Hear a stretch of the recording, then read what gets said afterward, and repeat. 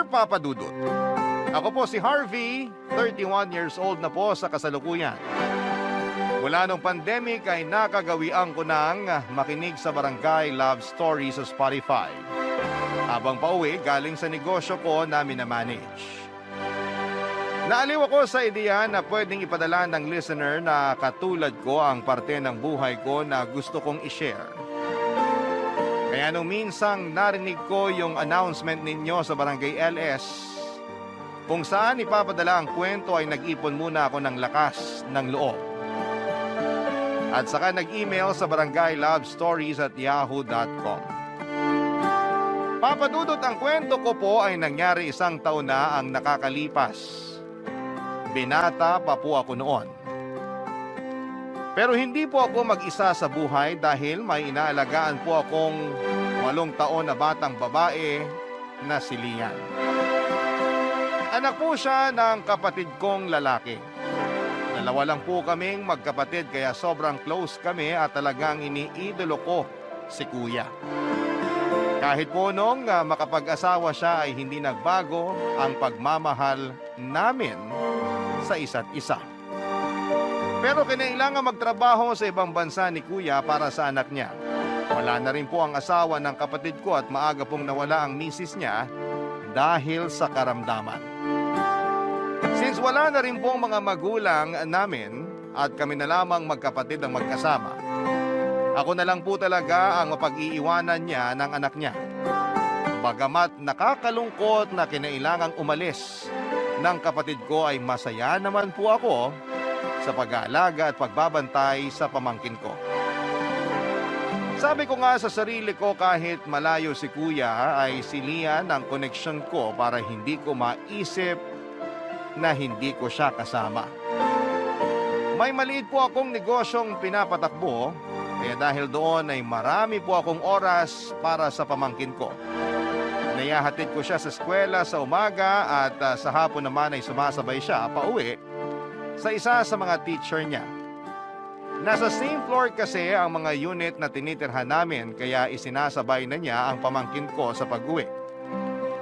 Hindi sila magkasabay pumasok ni Lian kasi mas maaga ang punta ng teacher niya sa eskwelahan. Kaya sa uwian na lamang sila nagkakasabay.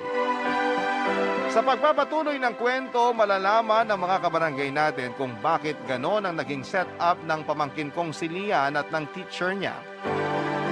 May nakilala po akong babae at nagkamabutihan naman kami. Siya po si Mitch. Mas bata sa akin ng 2 taon. Maganda po siya, may pagka-fashionista kaya mahilig sa damit at sa alahas. 2022 po kami nagkakilala, Papa Dudut.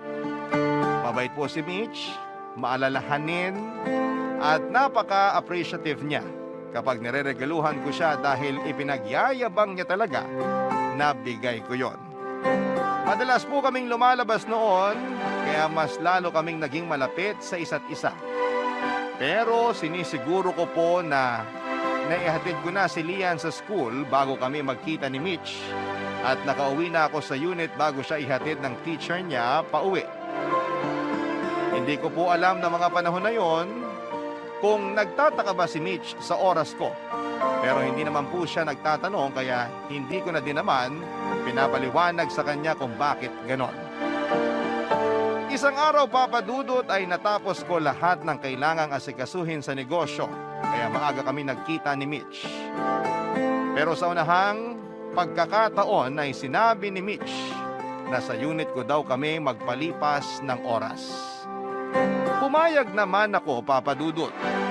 Matagal ko na kasi siyang gustong yayain sa kondo. Kaya lang dahil babae siya ay ayoko naman na mag-isip siya ng hindi maganda sa imbitasyon ko. Kaya natuwa ako nung siya na mismo ang nagsabi. Sa wakas, maipapakilala ko na rin sa kanya ang pamangkin kong si Lian, Papa Dudut.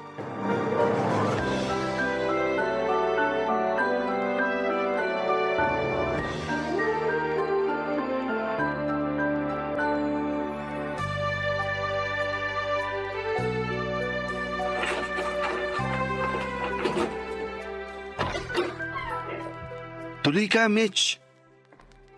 Wow, laki naman itong condo unit mo.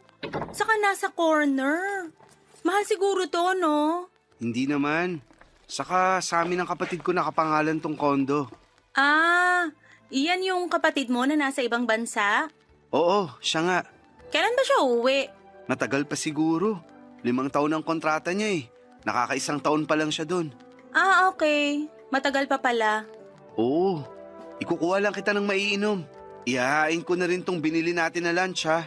Mamaya na, di pa naman ako gutom. Pero pasado 12:00 na. Busog pa ako sa kinain natin kaninang maga eh. O sige, ilalagay ko lang to sa kusina. Feel at home ha. Siyempre naman. Ang ganda nitong pwestong nakuha ni Harvey. Maganda pa yung view sa labas. Ano yon? Ah, wala. Sabi ko maganda yung view dito sa nakuha mong unit. Si kuya ang namili nito. Alam mo ba nung nagpe-pre-selling pa lang tong building, pinag-aralan ni kuya kung ano yung unit na magandang kunin. Ayun, tama naman siya. Saka park ang nasa tapat namin. Kaya imposibleng may magtayo ng kondo dyan. Kaya hindi kami mahaharangan. Oo nga. Magaling ang kuya mo ah. Hindi ko nasabi sa'yo na engineer si kuya. Kaya engineer siya dun sa pinagtatrabahuan niya. Ganun ba? Nakakatawa na matagal-tagal na rin tayo. Pero hindi mo pa alam ang mga ganung bagay sa buhay ko. Oo nga eh. Ikaw ngayon ka lang nagkukwento. Hindi naman. Ayaw ko kasing makulitan ka tuwing ibibida ko ang pamilya ko. Kaya hinintay lang kitang magtanong. Oo nga no. Hindi ko pala natanong. Kung may gusto kang malaman tungkol sa akin, itanong mo lang ha. Okay. Wala ka bang gustong malaman sa akin? Wala naman. Ha? Anong ha? Bakit parang nagulat ka? Ha? Wala. Wala naman. May tiwala naman ako sa'yo, kaya hindi na ako mag-uusisa sa buhay mo. Ha? Sige. Ilang kwarto to? 4. Pero yung isang bedroom, ginawa kong opisina. Ilan ang banyo? 3. Ayun yung isa malapit sa entrance. At yung 2 nasa 2 malaking kwarto. Ah, parang 2 master's bedroom. Parang gano'n na nga. Mahal siguro to, no? Hati naman kami ni kuya. Paano pag nag-asawa ka na? Anong ibig mong sabihin? Pag nag-asawa ka na, kanino mapupunta tong bahay? Sa amin pa rin ni kuya. Paano yun pag umuwi na kuya mo at may asawa ka na? Dito din siya titira? Oo. Hindi ba off yun? Ha? Hindi kita maintindihan. Ay nako, halimbawa magpakasal na tayo. Magsasama tayo. Kasama ng kuya mo? Siyempre hindi. Paalisin mo siya? Hindi. Hindi ko naman gagawin yun. Saan tayo titira? Bibili ako ng sarili nating kondo. Bibili ka. Di babawiin mo yung hati mo sa pinambili nito. Hindi na. Hindi ka balugi nun? Bakit naman? Kapatid ko naman yun. Sinasabi ko lang yung praktikalidad. Wag na nga natin pag-usapan yan. May ipapakilala ako sa'yo. Sino? Darating na siya, maya-maya lang, nandito na yun. Inom ka na muna niyang lemonade na tinimpla namin. Namin? Sinong namin? Ayun na siya.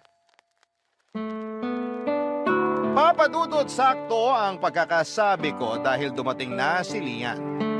Hinatid siya ni Miss Pia. Si Miss Pia pala ang teacher ni Lian na nakatira sa same floor at ilang unit lang ang pagitan sa tinutuluyan namin. Si Pia ay kasing edad ko lamang, papadudod. May asawa na si Pia pero hindi rin pinalad na tumagal ang relasyon sa asawa dahil maaga rin ang pagkawala nito gaya ng asawa ni Kuya. Ang masaklap ay makalipas ang 3 araw matapos mailibing ang asawa niya ay nalaman niyang buntis siya. Kaya sobra ang pagdadalamhati ni Pia noon. Kaya masaya siya sa ginawa niyang paghahatid kay Lian dahil magiliw sa kanya ang pamangkin ko. Kaya si Pia na rin po ang nagpresenta na siya na ang magsasabay kay Lian pauwi. Total ay pareho naman sila ng tinitirhan at isa pa, teacher naman siya ni Lian. Naging kaibigan ko din naman ang asawa ni Pia nung nabubuhay pa ito. Pagbukas ko ng pinto matapos mag-doorbell ni Lian ay masaya itong bumati at humalik sa akin, papadudod. At si Pia naman ay masayang inendorso sa akin ang pamangkin ko at nagpaalam na siya. Pero pinigil ko siya sandali kasi nakita na rin naman siya ni Mitch. Nang mapatingin ako kay Mitch ay kitang-kita ko ang pagtataka sa mukha niya. Siyempre, agad kong sinabi sa kanya ang lahat. Ipinakilala ko sa kanya sina Lian at Pia. Napansin ko na parang iba ang itsura ni Mitch. Parang hindi siya masaya. Magiliw naman siyang binati ni Lian bago nagpaalam na papasok na sa kwarto dahil pagod ito at gusto nang magpahinga, Papa Dudut.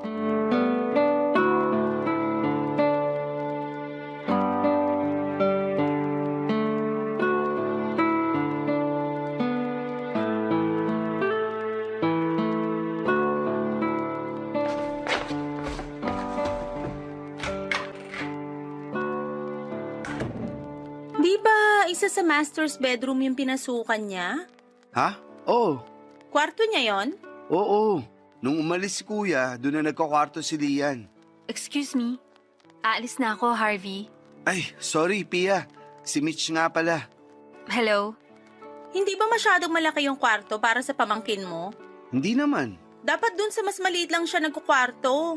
Baka masyadong mas-spoil yung pamangkin mo. Hindi naman. Mabait na bata si Lian. Oo, at matalino pa. Harvey, ang sinasabi ko lang, baka pagdating ng araw, maging demanding yung pamangkin mo. Hindi mangyayari yun. Masanurin at magalang si Lian. Excuse nga, sino ka ba? Ba't ka sumasabat? Mitch! Pia, pasensya ka na. Palabiruyang si Mitch. Hindi ako nagbibiro. Sino ka ba? Teacher ako ni Lian. Eskwelahan pa ba to? Mitch, ano ka ba? Mabuti pa aalis na ako. Mabuti pa nga. Mitch, ano bang nangyayari sa'yo? Pia, pasensya na ha. Okay lang, aalis na ako. Kanina ka pa nagpaalam eh. Ay. Sige, Pia, mag-ingat ka. Pasensya na. Sige. Mag-iingat. Di ba dito ka lang sa floor na to nakatira? Medyo tanga ka na siguro kapag may nangyari pa sa'yo papuntang unit mo. Mitch, ano ba? Aalis na ako.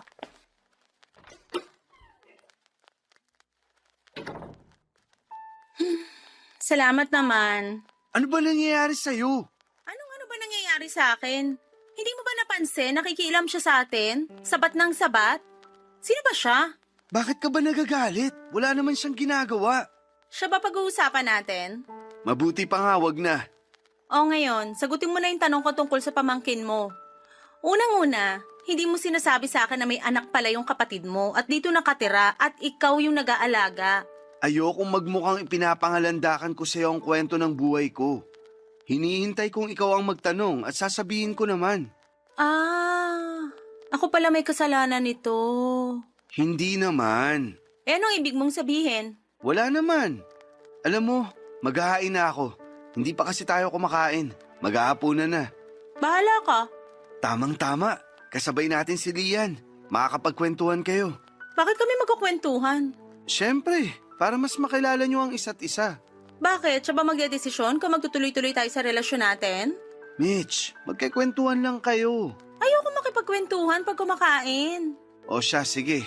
Pero matanong si Lian ha. Ayoko nga ng kausap pag kumakain.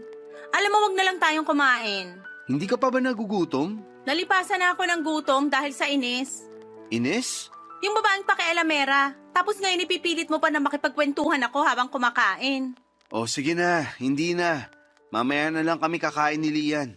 Hayaan ko na muna siyang magpahinga. Halika na, kumain na tayo. Ha? Anong ha? Halika na. Akala ko ayaw mo nang kumain. Ano ba? Gusto mo ba akong kumain o hindi? Gusto. Sandali, tatawagin ko si Lian. Hayaan mo na muna magpahinga yung pamangkin mo.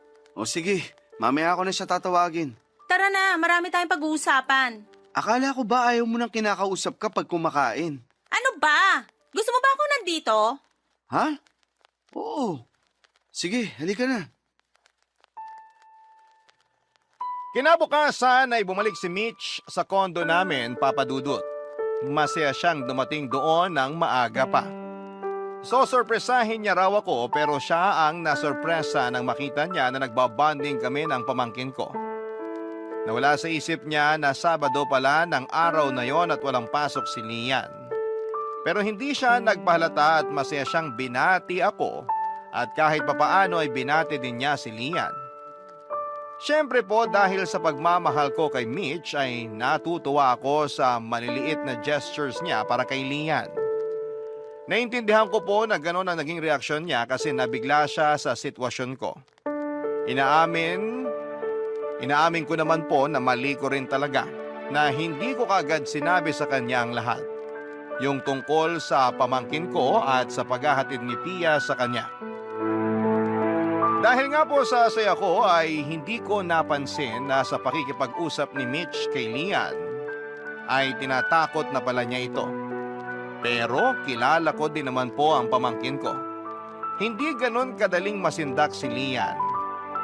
Kaya nga po hindi ko inisipan na kung ano ang nangyayari sa dalawa kasi nasasagot ni Lian ang bawat panakot ni Mitch. Halimbawa po, noong sabihin ni Mitch na kapag maingay daw po si Lian ay kukunin siya ng multong gumagala sa kondo. Sinagot lang po siya ni Lian ng kung may multo man daw ay hindi naman sila makakapanakit kung hindi sila bibigyan ng pagkakataon na gawin ito. Nagulat ako sa sagot niya at halata din ang pagkapahiya ni Mitch. Nang araw na yon, nakaschedule ako na lumabas para bumili ng vitamins ni Lian. Ang unang plano ay makisuyo sana kay Pia na iiwan ko lang sa kanya sandali si Lian paglabas ko. Pero since nando naman si Mitch, ay sa kanya ko na lamang ipinagbilin. Nagpaalam na ako at diretsyong umalis papunta sa drugstore. Ang hindi ko naisip ay ang susunod na mangyayari. Kinuwento na lang sa akin to ni Pia. Humingi raw ng juice kay Mitch si Lian pero hindi niya ito pinansin ng ilang beses. Nang nainis si Mitch sa patuloy na paghingi ng juice ng bata ay sinabihan niya na lumabas si Lian at bumili ng sariling juice sa tindahan. At dahil nga sa murang isipan ni Lian ay nakinig naman ito at lumabas para humanap ng juice sa ibaba ng unit. Bagay na medyo delikado para sa kanya, Papa Dudut. Barangay Love Stories. Barangay Love Stories. Lumabas ng condo unit si Lian, Papa Dudut. Dahil sinabihan ito ni Mitch na bumili ng juice sa tindahan. Mga ilang minuto ay nag-doorbell si Pia. Nainis si Mitch nang makita na si Pia ang nasa labas ng unit. Kahit pa ba lang ang salita ni Mitch ay hindi lang yon pinansin ni Pia. Hinanap niya si Lian, total ay yun naman ang ipinunta niya. Nasabihan ko nga raw siya na iiwan ko sa kanya sandali si Lian. Pero hindi ko na nadala sa unit niya kaya nag-alala siya at pumunta na sa unit namin para makasigurado. Ayon kay Pia, sinabi raw ni Mitch na hindi niya alam kung nasaan at saan nagpunta si Lian. Pero nakita niya raw ito na lumabas ng unit at biglang nag-alala si Pia sa nadinig. Wala nang salita ay tumakbo ito para hanapin si Lian, Papa Dudut. Hanggang sa dumating ako. Hinanap ko kagad ang pamangkin ko pero hindi ako sinagot ni Mitch. Nung hanapin ko ang pamangkin ko sa unit ay hindi ko ito makita. Kaya kinulit ko si Mitch kung nasaan ang pamangkin ko. Sa kanya sinabi na lumabas nga ito ng mag-isa at halos mawala ako sa sarili sa mga narinig ko.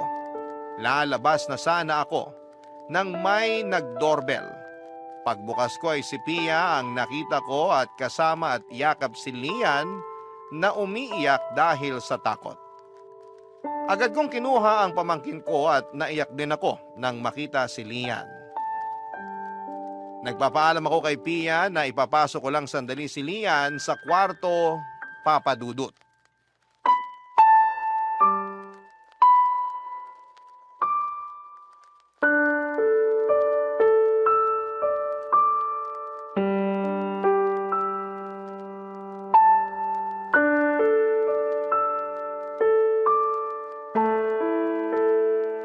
Oh, ano pang ginagawa mo dito? Bakit? O ayan, bayani ka na naman sa paghahatid kay Lian. Alam mo, hindi kita maintindihan. Kaya hindi na lang kita papansinin. Bastos ka din, no? Teacher ka pa naman. Hoy, ako wala akong pakialam sa pambabastos mo sa akin, ha? Pero wag mo madamay-damay ang propesyon ko. Ay, ang tapang. Kung babastusin mo ang pagiging teacher ko, patapang talaga ako. Epal ka kasi. May salamin dun sa banyo. Baka gusto mo munang tignan ng sarili mo. Hindi ako epal. Ikaw ang epal. Nakikialam ka sa relasyon namin. Ano bang pakialam ko sa relasyon nyo? Tsaka hindi ka ba nahihiya? Ang kapal mo din, no? Ako ba talagang dapat mahiya? Wow! Manhid ka talaga? Matapos mong itabo yung bata? Alam mo ba muntik na siya makalabas ng kondo? O ano ngayon? Kasalanan ko? Ewan ko sa'yo. Hindi ako nakikipag-usap sa walang... Walang ano? Walaan mo. Siraulo ka! Anong gagawin mo? Sasaktan mo ko? Subukan mo! Aba, matapang ka, ah! Mitch! Harvey! Anong gagawin mo? Bakit ka nakaambang sasampalin si Pia? Hindi! Mitch naman! Yan kasi eh. Kumusta si Lian? Epal ka talaga.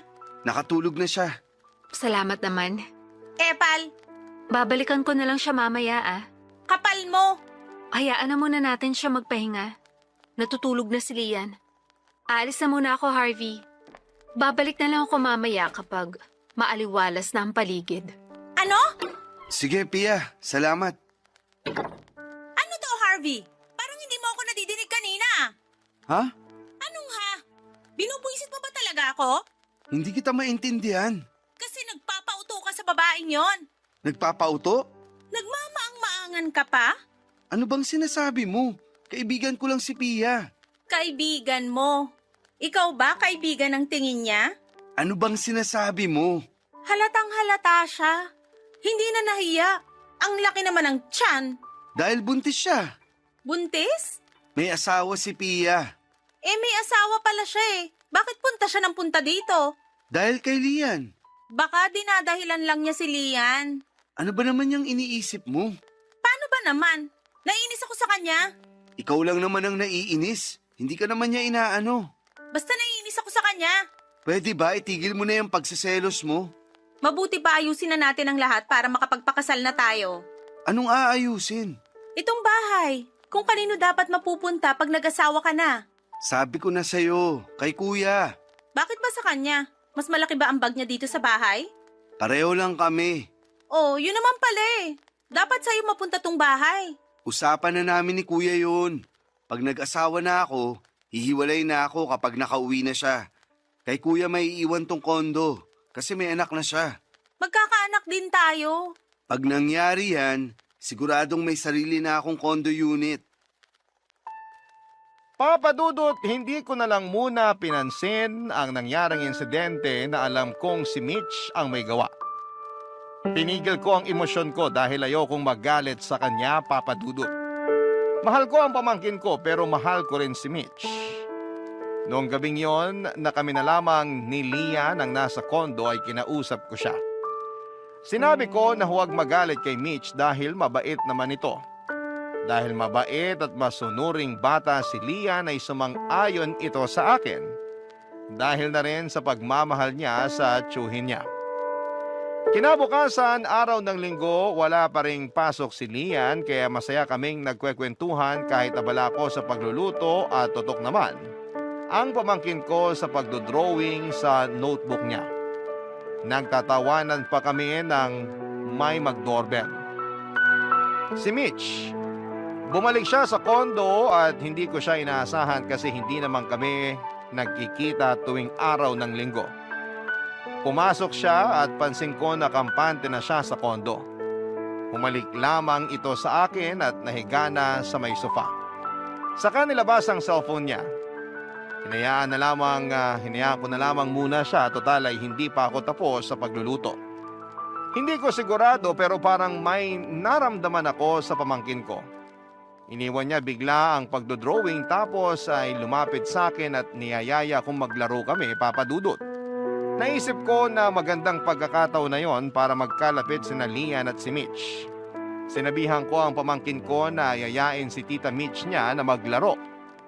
Kahit may takot ang bata ay sinunod pa rin niya ako. Nilapitan niya si Mitch at niyaya ito na maglaro pero hindi siya pinansin ito.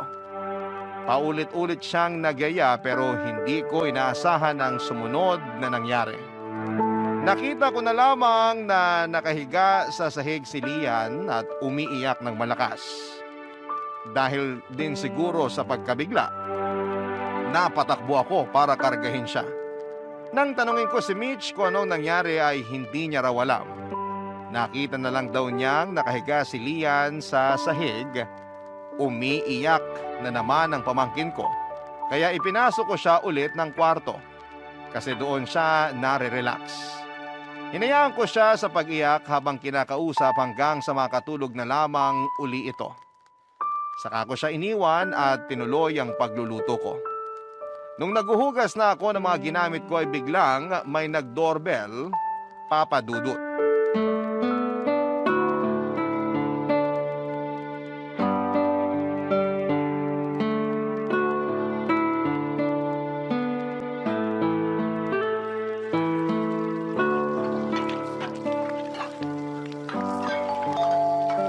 Mitch, may nagdo-doorbell. Ako na nga.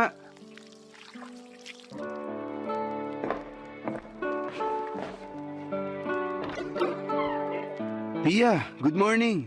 Good morning din. Si Lian. Natutulog. Ha? Tanghali na ah. Hindi, gising na siya kanina. Nakatulog lang uli. Bakit? Ano bang pakialam mo? Bakit ba nandito ka na naman? Harvey, may dala akong cake para sa inyo ni Lian. Wow, pasikat na naman. Saka kahit hindi ako kasama sa bibigyan mo, hindi ko din naman kakainin yan. Mukhang binili lang sa kung saan.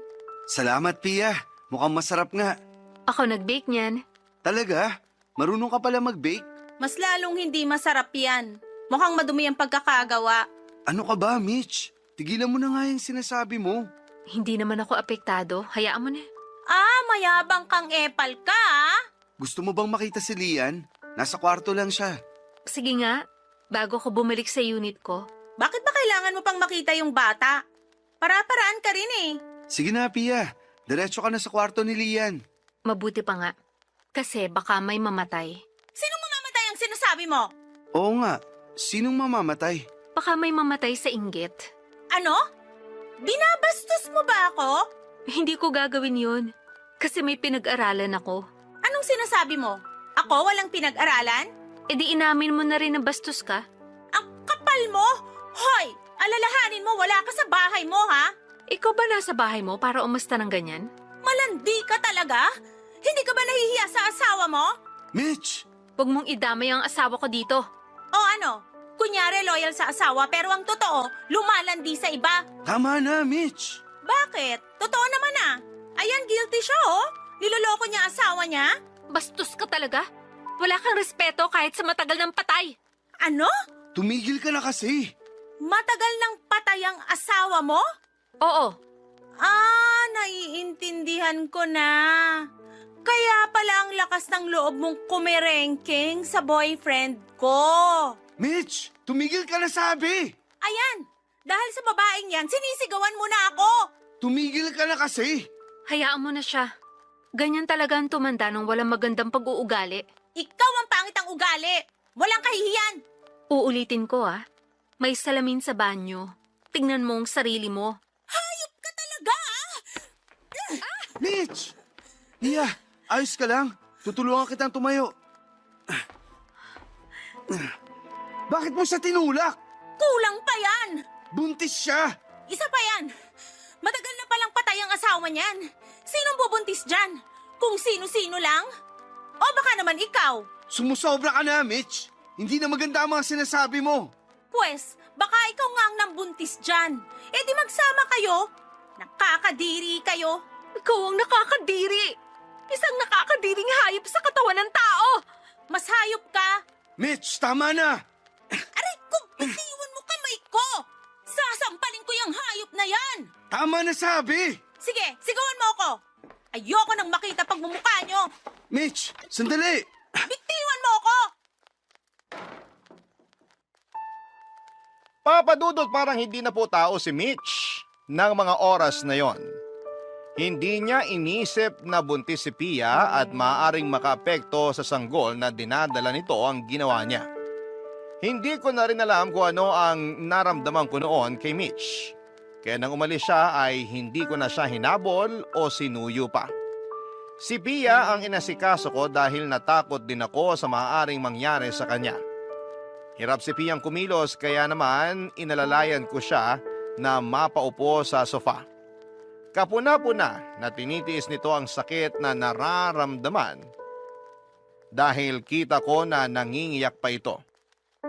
Pero hindi rin ako sigurado kung ang dahilan ng pigil na pagluha niya ay dahil nga sa nasaktan siya o dahil sa pag-aalala sa baby sa tiyan niya.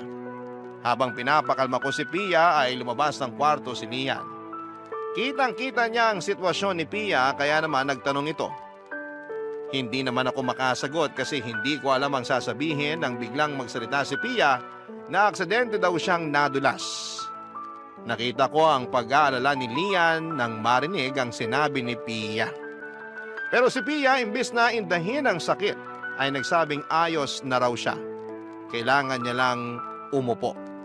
Dahil siguro gustong aliwin ni Lian si Pia ay niyaya niya ito na maglaro at sinabi ko na lamang na hayaan na muna niya si Teacher Pia niya na makapagpahinga. Pero si Pia ay hindi naman nagpapigil. Sumang-ayon siya sa imbitasyon ng pamangkin ko na maglaro sila pero sinabi niya na kung pwede raw ay nakaupo siya habang naglalaro sila. Masayang pumayag ang pamangkin ko sa sinabi na maglaro daw sila ng doktor-doktoran. Si Lian ang doktor, si Pia naman ang pasyente para daw maalagaan siya. Nakipaglaro nga si Pia at naging masaya naman si Lian pero mas masaya ako sa nakita ko kung gaano sila ka-close sa isa't isa. Lalo kong bumilib kay Pia sa ginawa niya. Una, hindi niya sinabi ang totoong nangyari para hindi masira si Mitch kay Lian. Pangalawa naman sa pagmamahal na ibinibigay nito sa pamangkin ko, Papa Dudut. Barangay Love Stories. Barangay Love Stories. Papa Dudut, kahit na nagwo-worry ako na baka may masakit pa kay Pia habang nakikipaglaro ito kay Lian, ay natatabunan naman ang pagwo-worry ko sa masayang nakikita ko sa relasyon ni Pia at ng pamangkin kong si Lian. Grabe ang sakripisyo ni Pia noong araw na yon. Kahit may masakit, Papa Dudut, ay hindi niya ipinahalata para hindi maapektuhan si Lian. Sinabihan ko ang pamangkin ko na tumigil na muna ng paglalaro at pagod na si Pia.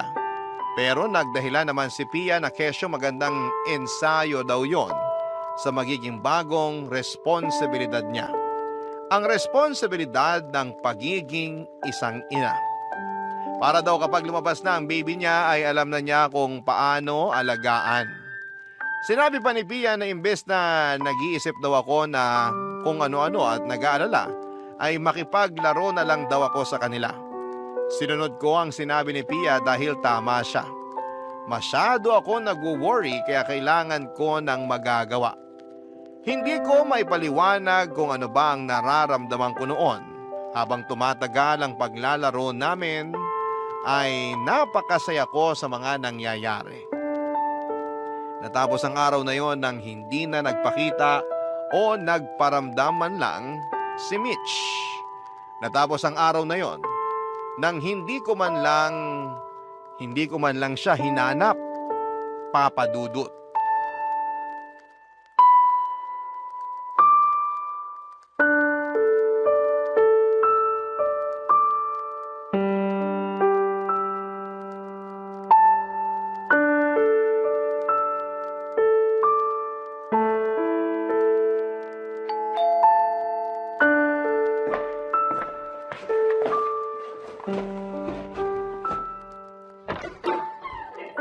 Mitch, Bakit parang nagulat ka? hindi naman. Hindi ko lang inaasahan na pupunta ka ngayon. Hindi na ba pwedeng puntahan ka ng biglaan? Hindi naman. Nagulat lang ako. Pwes wag ka nang magulat kasi normal lang yon. Pasensya ka na. Oh, hindi mo ba ako papapasukin? Ay, oo nga. Tuloy ka. Actually, girlfriend mo ko, kaya hindi na ako dapat naghihintay na patuluyin. Bakit ka nga pala napadalaw? Sandali, bakit ba ganyan mga tanong mo? Ayaw mo ba akong pumunta dito? Hindi naman. Nagtatanong lang naman ako. Akala ko kasi may kailangan kang sabihin. Pero kalimutan mo na yung tanong ko. Meron nga akong kailangan. Ano? Yung housemate ko kasi. Ewan ko kung anong pumasok sa isip. Pinalayas ako. Ha? Bakit niya ginawa yun?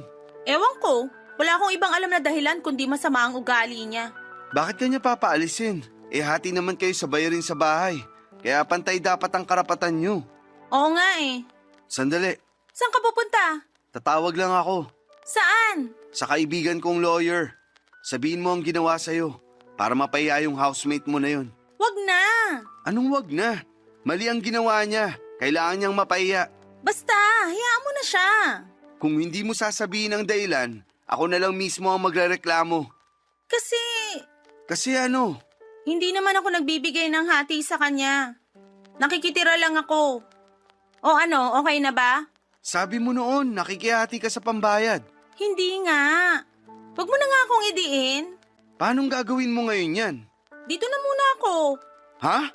Ayaw mo? Hindi naman. Gulat na gulat ka kasi. Parang gusto mo akong ipagtabo yan. Hindi sa ganun. Ayos lang naman. Sige, dito ka muna. Pero hindi pa tayo kasal kaya hiwalay muna tayo ng kwarto. Wala naman gumagamit ng isang kwarto. Doon ka na. Doon sa maliit? Oo. Ayoko doon. Kailangan ko yung may sariling banyo. Doon na lang ako sa kwarto ng pamangkin mo, tapos doon siya sa maliit na kwarto. Ano? Ito naman? Bata pa naman yun, kaya wala lang sa kanya yun. Sa kanya, wala yun. Pero sa kuya ko, meron. Anong gagawin natin? Sige na, doon ka na sa kwarto ko. Ako na ang lilipat sa isang kwarto. Thank you, mahal. Ang bait mo talaga. Yung mga gamit ko nasa lobby pa, pakiakyat na lang. Sige, sandali lang.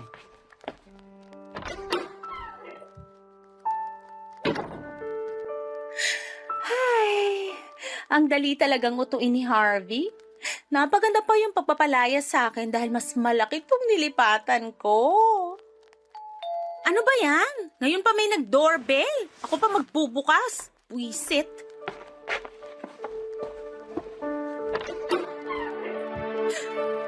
Ikaw? Bakit? Anong bakit?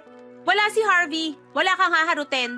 Alam ko, nakasalubong namin siya sa elevator.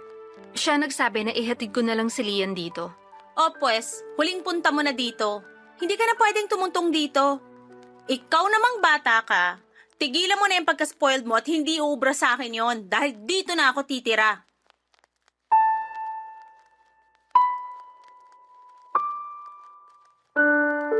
Papadudot nakakyat na ako patapos kong kunin ang mga gamit ni Mitch sa labi nang makita ko na nasa tapat pa rin ang pinto ng unit namin sina Pia at Lian. Sinabi ko sa kanila na babalik pa ako sa lobby para kunin ang iba pang mga gamit ni Mitch. Kasi naghapot na pala talaga siya. Kaya naman isinama muna ni Pia si Lian sa unit niya. Dahil sa pagkabala ay agad akong pumayag. Hindi na ako nagtanong kung bakit dahil tiwala naman ako kay Pia. Nakatatlong balik ako sa lobby sa dami ng maletang dala ni Mitch at habang nangyayari yon ay nakahiga lang si Mitch sa sofa at nagsa-cellphone. Pero hindi ko na lamang pinansin dahil mahal ko siya.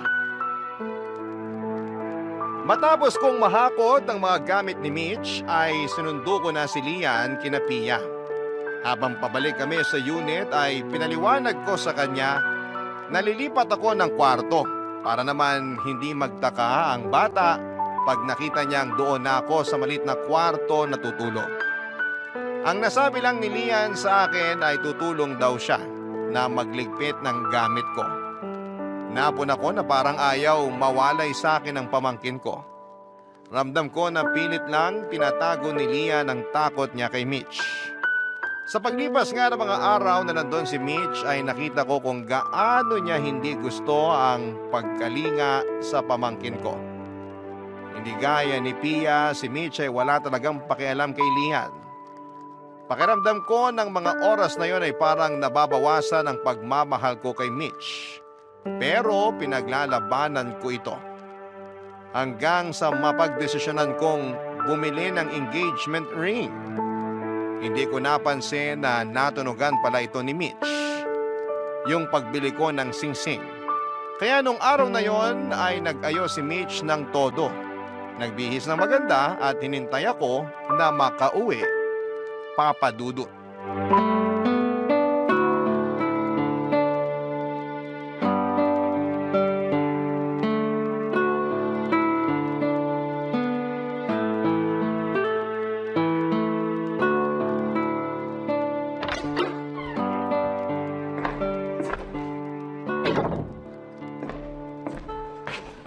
Mitch, Ano ba yan? Dito na nga ako nakatira, nagugulat ka pa?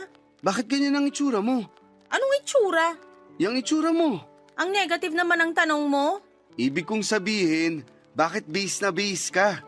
Ha? Wala. Bakit? Masama ba? Hindi naman. Yung tanong mo naman kasi, Pero sa ayos mo, parang may pupuntahan ka eh. wala. May pupuntahan ba kayo ng mga kaibigan mo? Parang ang aga pa. Wala nga, nagbihis lang ako. Naguguluhan ako. Saan ba? Sa suot mo nga. Masama na bang mag-ayos para sa'yo? Bakit ka naman mag-aayos para sa akin? Nakakainis ka. Naguguluhan kasi ako. Ano bang big deal sa suot ko? Sorry, nabigla lang kasi talaga ako. Sige na, kalimutan na lang natin. Ano ba? Huwag kang mag-sorry para namang hindi tayo magkarelasyon. Tungkol doon, Yes? anong yes?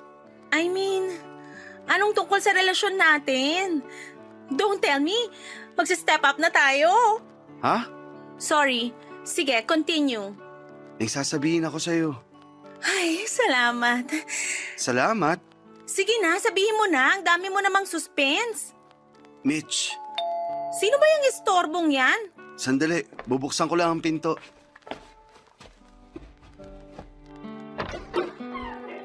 Pia, tuloy ka. Anong ginagawa ng babaeng yan dito? Pinapunta ko siya. Magpapapunta ka lang ng witness, yan pa. Ay, sandali.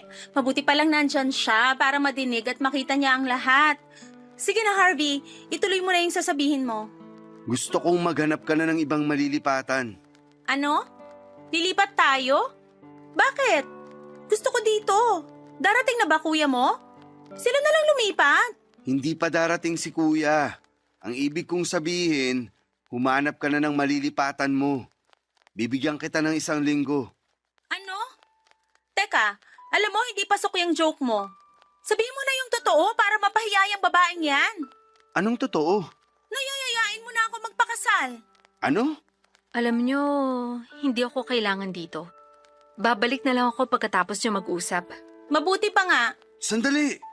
Ikaw lang ang kailangan ko makausap. Ipapasundo mo na ba si Lian sa classmate niya? Hindi. Maaga pa. Mamaya na natin sunduin. Umalis ka na nga dito. Mitch, tumigil ka na. Iwan mo na nga muna kami. Ano? Teka, ano yung ginagawa mo? Bakit ka lumuluhod sa harap niyang babaeng yan? Pia, hindi ko alam kung paano pero alam ko kung bakit kita mahal. Sana tanggapin mo ang pagmamahal ko sa'yo. Ha? Hayop ka talagang babae ka! Mga agaw ka! Hindi mo na siya masasaktan dahil ako makakalaban mo. Harvey, sasabihin Mabuti ba pumasok ka na sa kwarto at mag-impake? 3 araw na lang ang ibibigay ko sa'yo para makahanap ka ng malilipatan. Seryoso ka ba? Oo, Harvey, sorry. Magbabago na ako. huli na Mitch. Pero ganun pa man, pinapatawad na kita. Pero hanggang dito na lang tayo. Harvey, anong nangyayari? Mahal kita. Papa Dudut, ang tagal kong nag-ipon ng lakas ng loob para masabi ang lahat ng gusto kong sabihin. Hindi lang kay Pia kundi para kay Mitch. Minahal ko si Mitch pero hindi niya minahal kung sino ako. Kung ano ang meron ako.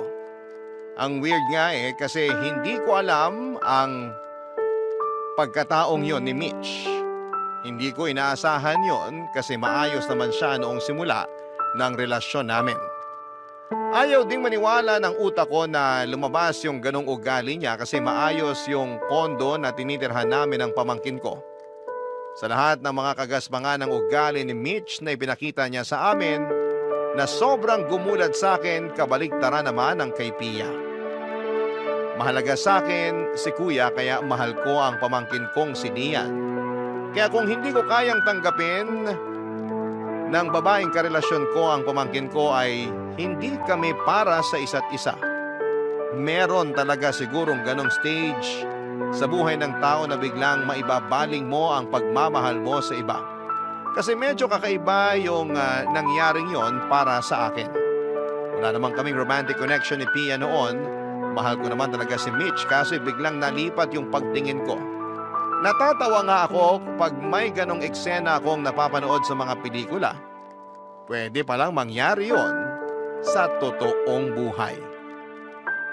Tuwing binabalikan ko yung biglang proposal ko kay Pia, ang nakikita ko lang na dahilan ng lahat ay siguro yung malalim na pagmamahal ko sa pamilya. Nakita ko na magaan kasama si Pia at madali siyang pakibagayan. Hindi tulad ni Mitch na ako lang ang mahal at hindi ang pamilya ko. Sa pag-ibig kasi ay package deal yan. Kung mahal mo ang isang tao ay dapat tanggap mo rin ang pamilya nito. Tanggap in a sense na hindi mo naman kukonsentihin ang mga nagawang mali. Ang ibig kong sabihin ay tanggap mo sila at hindi itatrato na parang walang kwenta. Wala na rin namang nagawa si Mitch dahil noong 2 araw matapos ang pagtutuos namin ay umalis na rin siya sa unit. Ako na ang nag-ayos ng lahat, Papa Dudut. Ako na ang kumuha ng movers para sa mga gamit niya at ang paghahanap ng apartment. Binayaran ko rin ng deposit at 3 months na advance sa renta. Siguro naman po, kaya na niyang suportahan ang sarili niya bago matapos ang 3 buwan. Inabutan ko pa siya ng konting panggastos na hindi naman niya tinanggihan. Hindi ko na rin naman sisingilin sa kanya yon, pati na ang ibang mga nahiram niya sa akin noon.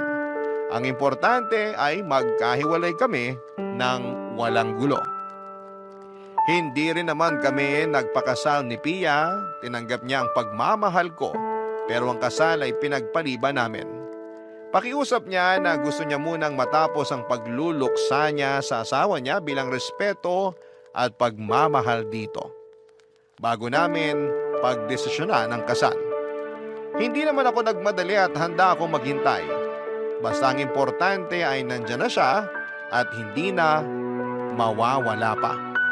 Ang plano namin ni Pia, magpapakasal kami after 3 years. Inako ko na rin pala ang anak niya. Ako na ang tumayong tatay nito. Ang pamangking kong si Lian ay nasa akin pa rin.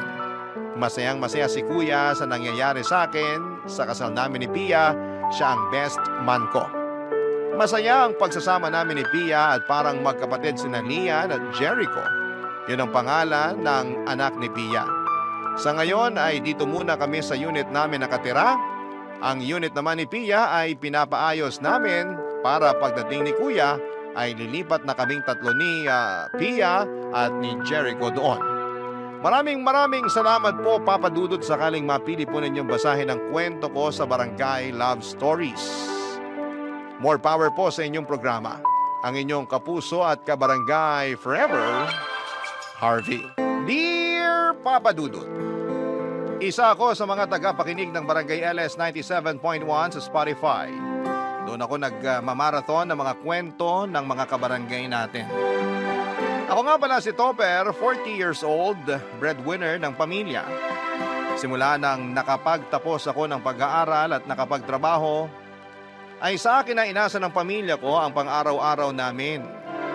Inako ko ang responsibilidad kasi gusto ko rin naman. Lalo't naging saksi ako sa paghihirap ng mga magulang ko, para lamang mabuhay kami ng Kuya Gilbert ko, Papa Dudut. Mas matanda siya ng 5 taon sa akin. 2 lang kaming magkapatid pero malaki ang naging hirap sa amin ng mga magulang namin. Lalo't sakitin ako at madalas ay naoospital noong bata pa lamang. Imbes na makaipon ang mga magulang ko ay dumudulas lang sa kanilang palad ang mga kinikita nilang pera noong nagtatrabaho pa sila. Kaya nagmadali ako makapagtapos at makahanap ng trabaho. Pinalad naman at napili akong magtrabaho sa isang sikat na kumpanya na merong mataas na pasahod. Mataas agad ang posisyong nakuha ko. Naging mabilis tuloy ang pagbawi ko sa mga magulang ko. Kaya lang ay maagang kinuha ng Diyos si tatay.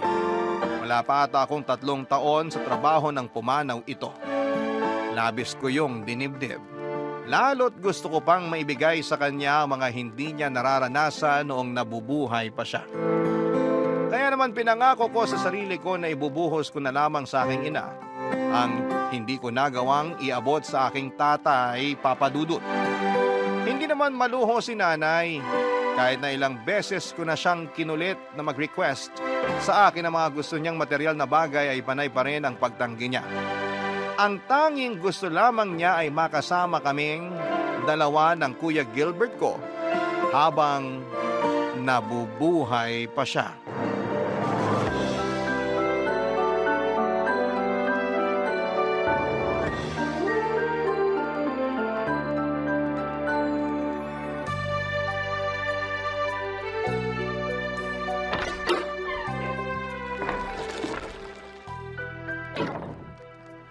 Nay, Oh, Topper! Ginabi ka ng uwi. may mga tinapos lang sa trabaho, Nay. Para wala na akong ibang iisipin sa weekend na gagawin. Mabuti naman yan para makapagpahinga ka na rin sa day off mo. Naaawa na ako sa'yo kada day off mo. Panay pa rin ang check mo sa laptop mo eh. Hindi lang talaga mapakali, Nay, kapag may hindi ako natatapos sa trabaho. Kumain ka na po ba? Bumili kasi ako ng lechong manok at ice cream. Pagsaluhan natin na Kuya Gilbert. Ay, wala ang Kuya Gilbert mo. Naki-birthday sa kaibigan niya. Bukas na lang daw uuwi. Tayo na lang ang kumain, Nay. Samahan mo ako. Kanino ko pa gustong lantakan tong hita ng lechong manok eh. Uunahan mo pa ako sa hita eh. Alam mong ako may paborito niyan. Nga pala, Nay. May ibabalita lang ako sa inyo. Mag-aasawa ka na ba? Wala ata yan sa palad ko. Ay, hayaan mo't idudulog ko sa Diyos na iukit yan sa palad mo. Akong bahala. Malakas ako sa itaas. May pinapaupa kasing kondo malapit sa trabaho ko. Nirekomenda lang ng boss ko. Mahal ang kondo. Sabi ng sasabil mo mahal daw ang bayad sa kuryente, hindi praktikal. Pero malapit kasi sa trabaho ko, lalakarin ko lang. Baliwala na sa akin kung magkano man po yung ibabayad sa kuryente. Hindi naman na ako mamamasahe. Praktikal yun. Maliit din ang mga kondo. Halos hindi ka makakagalaw ng maayos doon. 2 po ang kwarto, Nay. Malaki ang isang kwarto at kasyang 2 kama. Para sa inyo ni Kuya. May balkonahin na rin para kapag mag-iyosi kayo ni Kuya, meron na kayong pupuntahan. Gusto mo na bang lumipat? Sana. Mas malapit kasi sa trabaho at hindi ganun kamahal ang upa dahil kilala ng boss ko yung may-ari ng unit. Ewan ko ha, parang hindi ako magiging masaya kapag lumipat tayo. Bakit naman po? Ang hirap kasing mag-empake at maglipat eh. Hindi na natin poproblemahin yan kasi meron naman pwedeng bayaran para sa paglilipat ng gamit natin. Kung pag-iimpake lang din naman, andito naman kami ni Kuya para tulungan ka. Kung hindi pa sapat, pwede tayong magbayad ng tutulong para mag-impake. Alanganin pa rin ako. Mas komportable na kasi ako rito. Kilala ko ng mga kapitbahay natin. Kaklose ko na rin sila. Madaling lapitan kapag hihiraman ng kawali o toyo. Nay, may magiging kapitbahay din tayo roon. May kawali rin sila, Toyo. Pwede mo pa rin silang kilalanin. Dito sa atin malapit ang mga tindahan at palengke. Mabilis na lakaran lang, nasa palengke na ako. Marami ring pharmacy sa paligid. Mabilis ako makakabili ng maintenance ko. Sa ground floor ng condo, may pharmacy doon na 24/7. May katabi rin na convenience store ang pharmacy na yon. Bukas din magdamag. Ang tanong, mabait bang mga tindera ron? Kasi yung mga pinagbibilan ko, close na kami. Tropa-tropa ba? Ang nanay talaga. Pati yan pinoproblema pa. Hindi kasi madaling lumipat. Marami kang kailangang isaalang-alang. Ano po ba yung totoong dahilan kung bakit ayaw niyong lumipat? Sinabi ko na sa'yo. Nay, Ay, paano ang mga alaala ng tatay mo rito? Iiwan na lang natin, ganun? babaunin natin sa paglipat. Kahit sa dulo pa tayo ng mundo lumipat, kasama natin ang mga alaala ni tatay. Madadala mo ba sa kondo yung sulok ng kwarto namin ng tatay mo? Alam mo bang dun sa madalas tumatambay nung nabubuhay pa siya sa kaliwang sulok ng kwarto? Sabi niya, sakto raw ang tama ng araw doon. Hindi masakit sa balat at mata, hindi mainit. Saka, hindi malakas ang buga ng hangin doon mula sa bintana. Hindi nilalamig ang tatay mo tuwing pumupwesto ron. Pero wala na po si tatay. Wala nang pupwesto ron. Kahit na, masaya ako sa tuwing nagigising ako at nakikita ang sulok na yon. Iniisip ko, nasa kusina lang siya at naghahanda ng kape at saka siya papasok sa kwarto namin para magkape sa sulok na yon. Nay, Sabi mo, lahat ng hihilingin ko sa'yo, ibibigay mo. Ito lang ang hiling ko. Pagbigyan mo na ako. Hindi ko na sinagot pa si Nanay Papadudot. Panalo na siya. Nagamit niya sa akin ang mga sarili kong salita laban sa bala ko. Hindi ko na rin siya pinilit pa na lumipat, Papadudot. Alam ko naman na kapag matanda ka na, sentimental ka na sa maraming bagay. Si Nanay ang nangunguna sa amin sa pagiging sentimental. Kaya hindi niya magawang bitawan ang tinitirhan naming bahay. Doon na kasi kami tumira mula pagkabata namin ni Kuya. Doon na kami lumaki at nagkamalay. Masyado na ngang luma ang bahay kung tutuusin. Marami na itong problema sa bubungan at mga pader. Isa yon sa mga dahilan kung bakit gusto ko na ring lumipat dahil hindi na ako komportable sa mga sira ng bahay namin. Kaya lang ayaw talaga ni Nanay umalis, kaya napilitan akong pumayag sa gusto niya. Nang hinayang ako sa kondo na nirekomenda ng boss ko, sa totoo lang, gusto ko pa naman sana ng pagbabago at para hindi na rin ako mahirapan sa pagkukommute. Mas pinili kong pagbigyan kung saan magiging masaya at komportable ang nanay ko. Iyon na rin naman ang nakasanayan ko lalo na noong namatay si Tatay Papadudot. Para ba akong laging natatakot na baka hindi ako makabawi sa nanay ko tulad ng nangyari kay tatay. Kaya naman sinusulit ko ang bawat sandali na kasama ko si nanay at sinusunod ang lahat ng mga kahilingan niya. Hindi na natanggal ang pagiging balisa ko sa salitang kamatayan. Lagi akong pinangungunahan ng anxiety at takot ako sa tuwing naiisip ko na mawawala si nanay. Hindi kasi ako nakapaghanda noong namatay si Tatay Papadudot. Kaya bantay sarado ako kay nanay. Lahat ng magpapalusog at magpapasaya sa kanya ay ibinibigay ko. Ayoko na kasing maramdaman yung klase ng panghihina at panghihinayang na naramdaman ko noong lisanin ni tatay ang mundong ito. Kaya kahit may desisyon si nanay na labag sa kalooban ko, ay pinagbibigyan ko pa rin, Papadudot.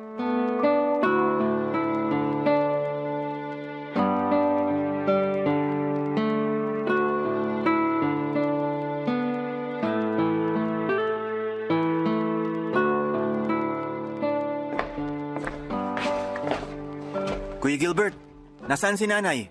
Nasa banyo ata. Sumasama ang sikmura. Alam mo ba kung saan niya nilagay yung mga inipon kong coins sa altar? Nawawala eh. Ah, yung coins mo? Oo. Alam mo ba kung nasan? Ginastos ko na. Seryoso ka ba? Alam mo bang hindi maganda na nag-iipon ng barya? Lalo kung ilalagay mo sa altar. Bakit? Para raw pinag-iipunan mo na ang kamatayan mo pag ganun. At sino naman na nagsabi sa iyo niyan? Mga kamag-anak natin. Tanong mo pa kay nanay. Pinaghirapan kong ipunin yun. Nilalayo lang kita sa kamatayan at kamalasan. Dapat nga magpasalamat ka pa sa akin eh. Magpasalamat sa'yo? Dahil nilustay mo ang mga barya ko? Pinrotektahan lang kita. Saan mo ginamit ang mga barya ko? Kung saan-saan. Bumili ako ng luya para sa goto na niluto ni nanay kahapon. Magkano lang ang luya? Yung natira, pinangbili ko ng yosi. Hati kami ni nanay. At ginamit mo pa talaga para sa bisyo mo. Para sa bisyo namin ni nanay. Nagtatalo ba kayong magkapatid? Rinig ko kayo sa banyo. Pinapaliwanag ko lang kay Topper, Nay, na masama ang nag-iipon ng barya lalo kung ilalagay sa altar. Ah, oo. Mabuti nga hindi mo nilagay sa alkansya topper kasi mas mabilis daw gumana ang kamalasan nun. Hindi ko pinaniniwalaan ang pamahiin na yan.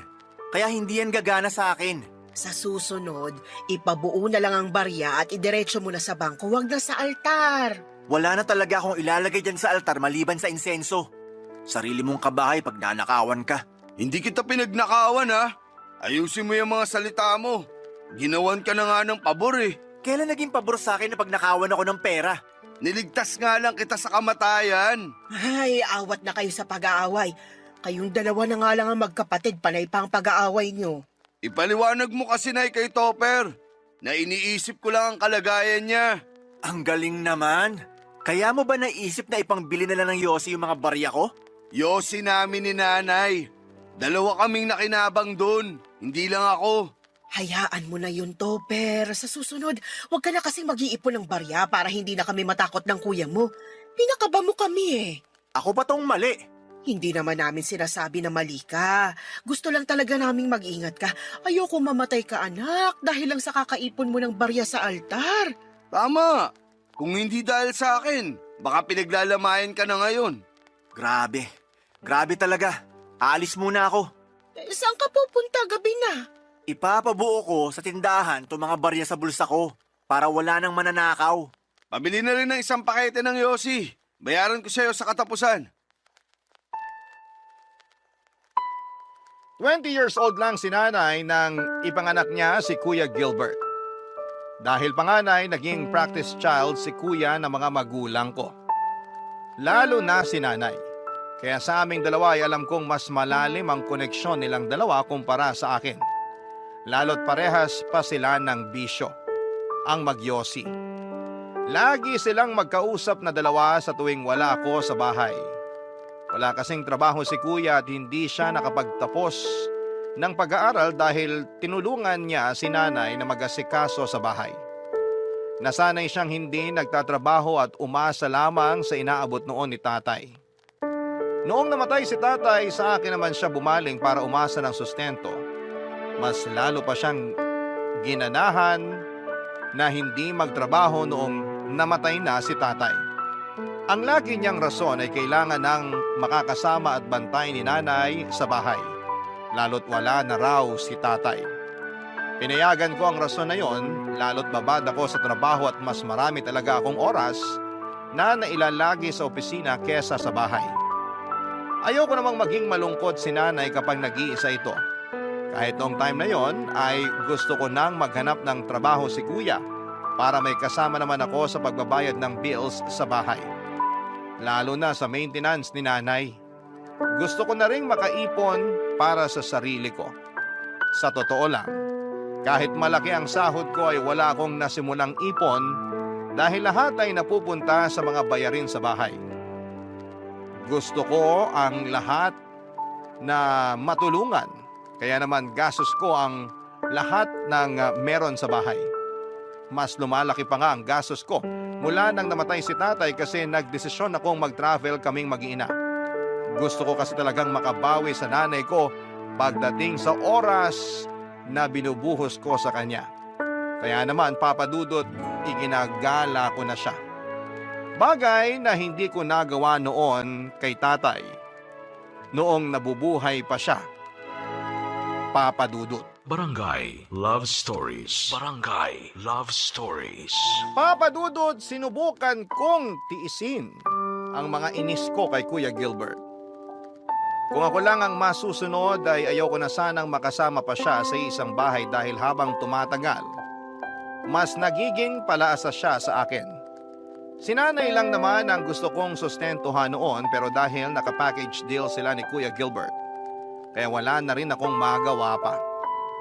Damay si kuya sa lahat ng mga ibinibigay ko kay nanay. Hindi naman din ako makaangal. Iniisip ko na lamang na masaya naman kasi si nanay kapag nandyan si kuya. Pero paano naman ako? Lagi na lamang akong binibigyan ng stress ng kapatid ko. Tulad na lamang ng pagiging wala niyang malasakit sa mga gamit namin sa bahay. Sa bagay, hindi kasi siya ang bumibili kaya madalas nasisira niya yung mga gamit kasi wala siyang pake. Masira naman kaagad, meron naman daw akong pambili. Hindi talaga siya maingat at may pagkabalasubas. Lagi niyang sinasabi na kaya ko pa naman daw bumili ng bago dahil malaki naman ang sinasahod ko. Hindi ako natuwa roon at masyado na siyang kampante na ako ang nagsisilbing padre de pamilya sa amin kahit na dapat siya ang kumakargo kasi siya naman ang panganay. Wala rin siyang naitutulong. Inaasahan ko pa naman dahil wala siyang trabaho ay pwede na niyang tulungan si nanay sa mga gawaing bahay. Pero maling-mali ako. Lagi ko siyang nadadatna na nakahilata at may hawak pang beer. habang pinapanood lang si nanay na naglilinis ng bahay. Sinubukan ko siyang kausapin tungkol doon at ang sagot niya ay mas marunong daw sa mga gawaing bahay si nanay kesa sa kanya. Sinabayan pa niya yon ng tawa na mas lalong nagpainis sa akin. Papa Dudut, hindi ko galing makipagtalo sa totoo lang. Pero pagdating sa mga kabalbala ng kuya ko ay parang lagi akong natitrigger na makipagtalo sa kanya. Lagi akong sinesenyasan ni nanay na tumigil sa tuwing gusto ko nang sumabog dahil sa kuya ko. Effective naman kasi napipigil ko ang sarili ko. Si nanay lang talaga ang nakapagpapakalma sa akin sa tuwing napupuno na ako kay kuya. Pero may mga pagkakataon noon na naiisip ko kung hanggang kailan tatalab sa akin ang pagpapakalma ng nanay ko sa akin, Papa Dudut.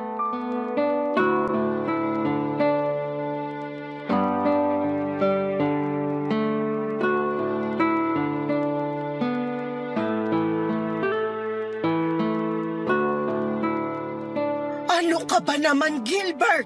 Ano ba tong ginawa mo sa aso natin? Magiging lola ka na, Nay! Congrats! Hindi nakakatuwa. Bakit mo pinabuntis tong aso natin? Para maibenta natin, Nay. Sayang naman. Ang ganda kaya nitong chihuahua natin. Quality. Dapat pinapalahian talaga to eh. Nay, Topper, anak. Mabuti't dumating ka na. Sabayan mo na kami ng kuya mo na maghapunan. Hindi pa rin kami kumakaing dalawa. sige po. Bumili na rin ako ng inihaw na panganan tuna. Idagdag natin sa ulam. Topper, magiging tatay ka na. Ano? May nabuntis ako? Hindi ikaw. Yung aso mong chihuahua. Ano? Parang 1 buwan na atang buntis. Base sa pagkakakapa ko sa tiyan niya. Hindi mo ba napansin na medyo umumbok yung tiyan niya? Paano ko mapapansin? Ibabad ako sa trabaho. At least ngayon, alam mo na. Congrats! Nay, bakit hindi nyo binantayan yung aso natin?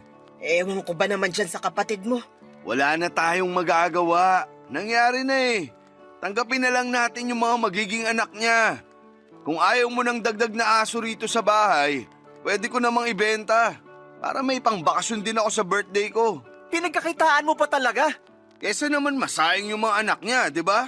Hindi pa nga natin alam kung mabubuhay ang mga anak niya. Pwede silang mamatay sa ginawa mo. Oh, di ikaw na tong magaling. Pasensya na kung iniisip ko lang ang pangangailangan ng aso natin. Iniisip mo ba talaga ang pangangailangan ng aso? O nangangailangan ka lang talaga ng panggastos? Sana humingi ka na lang sa akin, kaysa pinakailaman mo tong aso natin. Huwag na kayong magtalo. Wala na tayong magagawa. Nangyari na eh. Si kuya kasi, parang walang pinagkakatandaan. Ikaw na talaga tong matalino at maganda ang trabaho. Porke alam mong umaasa lang ako sa bigay mo at sa mga magiging anak ng aso. Hayaan mo, kapag nanganak niyang aso, lahat ng mapagbebentahan, ibibigay ko sa'yo. Hindi yan ang gusto kong puntohin dito. Topper, sinabi kong awat na eh. Papa Dudut, mahinahon at kalmado lagi si nanay kaya laking gulat ko nang sumigaw na ito. Ni minsan ay hindi niya kami sinigawang magkapatid, maliban na lamang noong gabing yon. Kaya mas lalo akong naggalit kay kuya. Huminto na rin ako sa pakikipagtalo sa kanya at pinili na lamang na pumasok ng kwarto ko. Hindi na ako nakasabay na kumain sa kanila. Nakailang katok sa pinto ko si nanay pero hindi ko siya pinagbuksan. Nasaktan ako sa direktang pagkampi niya kay kuya. Kahit dati pa noong mga bata kami ay si kuya rin madalas ang kinakampihan niya. Naintindihan ko yung sitwasyon kasi noon ay mas paborito naman ako ni tatay. Kaya lang noong namatay na si tatay at kaming tatlo na lamang ang naiwan, minsan pakiramdam ko ay nag-iisa na lamang ako. Dahil sa ganong pag-iisip ay hindi ko napigilang maiyak. Binuksan ko ang TV ko sa kwarto, nilakasan ko ang volume para matabunan ang tunog ng pag-iyak ko. Hindi po ako iyaking lalaki pero nasaktan talaga ako noon. Nahaluan pa ng stress at pagod sa trabaho. Lumipas ang ilang linggo at pinipilit ko pa rin maging productive sa trabaho sa kabila ng pagkabuisit ko sa kuya ko. Nadagdagan na naman yung pagkabanas ko kay Kuya Gilbert dahil sa isang pangyayari. Madaling araw noong magising ako. Nagutom ako kaya lumabas ako ng kwarto. Nagpunta ako sa kusina para kumain at doon ko nakitang naghihingalo na ang aso namin. Nagmadali ako maghanap ng vet clinic na bukas pa ng mga oras na yon. Nakahanap naman ako at nagmadaling itinakbo doon ang aso namin, pero sa kasamaang palad ay hindi na ito umabot pa ng buhay. Sa bilis ng mga pangyayari, medyo lutang pa ako ng kausapin ng vet. Ang naaalala ko lang na sinabi niya ay namatay daw ang aso namin kasi mas malaking aso ang nakasta dito. Malaki ang mga tuta sa tiyan ng aso, na habang tumatagal ay lalong nagpapahirap sa aso namin kaya nagkaroon ito ng komplikasyon at yon ang naging sanhi ng pagkamatay nito. Pag-uwi ko ay pinaalam ko yon kaagad kina nanay. Nagkibit balikat lamang si kuya na parang hindi mabigat ang mga nangyari. Mula noon ay nagtanim na ako ng sama ng loob sa kapatid ko. Binibilang at tinatandaan ko na rin ang bawat pagkakamali niya para kung sakaling kailangan ko siyang kumprontahin ulit, ay may ipangbabala ko sa kanya. Dumating yung araw na yon, Papa Dudut, kung saan ay isinampal ko sa mukha niya ang mga kabalbalan na ginawa niya dati, Papa Dudut.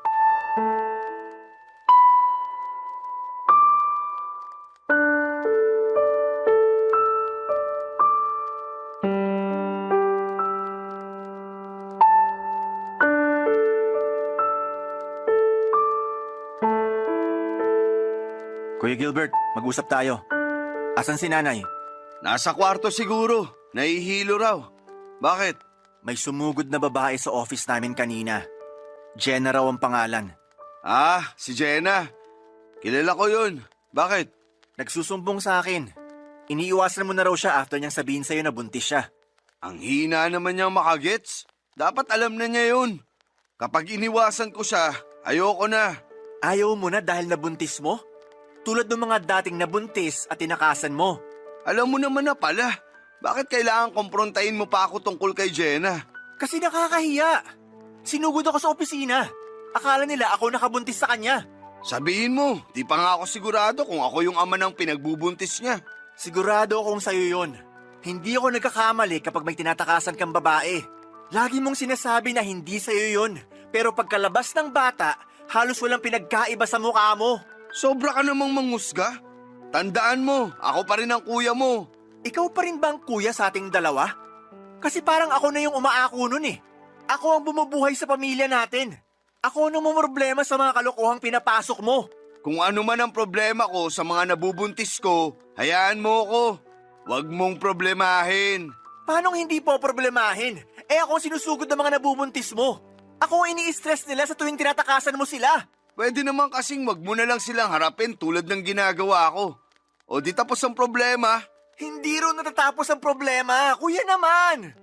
Kailan ka ba talaga magtitino? Pagod na akong sumasalo sa mga problema mo. Pagod na nga ako sa kakatrabaho.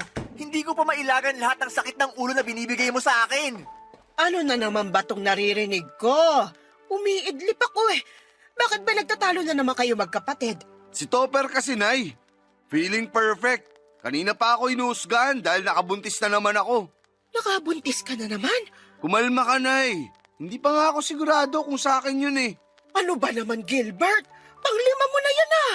Hanggang kailan mo tatakasan ang responsibilidad mo sa mga babaeng nabuntis mo? Pogi problems talaga to, Nay. Kasalanan nyo to ni tatay. Gumawa-gawa kayo ng poging anak. Ayan, tuloy. Habulin.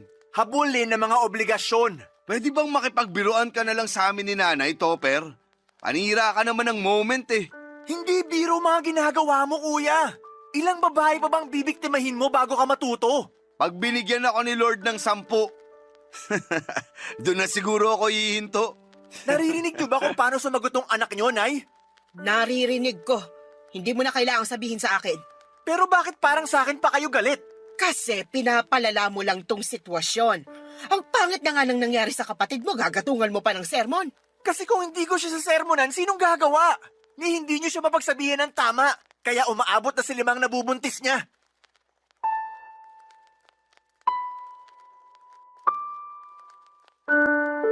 Tinalikuran ko silang dalawa at hindi na hinintay pang makasagot isa man sa kanila, Papa Dudut. Malapit na akong mapundi noon kaya minabuti ko na lamang na layasan silang pareho. Hindi ko na pinakinggan ang pag-uusap nila at muli akong nagkulong sa kwarto.